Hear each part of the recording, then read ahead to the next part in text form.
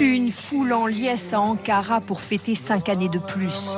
Et celui qu'il qualifie de père de la nation, après 20 ans, Erdogan reste le maître de la Turquie. Je tiens à remercier chacun des membres de notre nation qui, une fois de plus, nous ont confié la responsabilité de gouverner le pays pour les 5 prochaines années. Une gigantesque coulée de boue qui dévale et emporte tout sur son passage. Elle passe même au-dessus de ce mur. La route, les rues de ce petit village de Champé se transforment en rivière. Drame sur le célèbre lac Majeur en Italie. 4 personnes ont péri dans le chavirement d'un bateau hier soir. Une vingtaine d'autres touristes ont été secourus. Certains sont parvenus à rejoindre le rivage juste après le naufrage. L'accident pourrait avoir été provoqué par un tourbillon.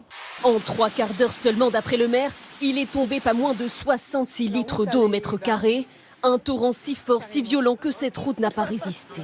Le professeur Raoult a-t-il réalisé le plus grand essai thérapeutique sauvage? C'est ce que dénonce une quinzaine de sociétés savantes dans une tribune parue hier sur le site du Monde. Il reproche à l'IHU de Marseille la prescription systématique de l'hydrochloroquine à plus de 20 000 patients atteints de Covid. Un grand sommet autour du plastique est organisé toute cette semaine à Paris. 175 pays sont représentés. Le professeur Raoult fustige, je cite, une tribune d'imbéciles. Que les autorités de santé viennent faire leur enquête sur l'hydroxychloroquine. Pollution plastique, c'est donc une bombe à retardement en même temps qu'un fléau qui est déjà présent. C'est notre devoir d'y mettre fin le plus vite possible.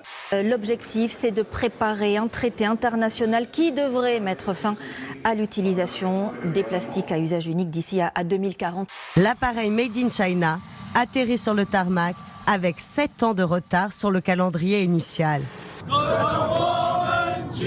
Cela n'empêche, il est fêté en grande pompe par les patriotes chinois.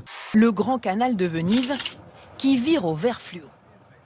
L'étrange nappe de couleur est apparue hier matin alors que la ville accueillait une course d'aviron. Objectif pour l'entreprise d'État Comac, rattraper la concurrence occidentale et répondre elle-même à sa forte demande de vols domestiques. Ce changement de couleur ne serait pas dangereux pour l'homme, ni polluant. Il s'agirait d'un colorant déversé intentionnellement.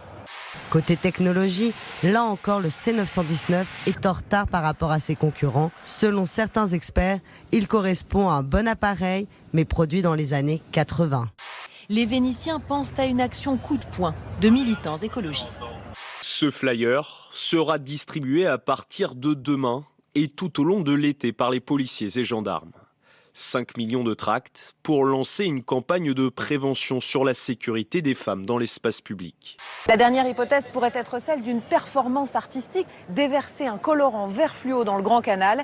C'est ce qu'avait fait un artiste argentin en 1968 pour sensibiliser à l'écologie. Composé d'un QR code, le flyer redirige vers le site du ministère de l'Intérieur massécurité.fr.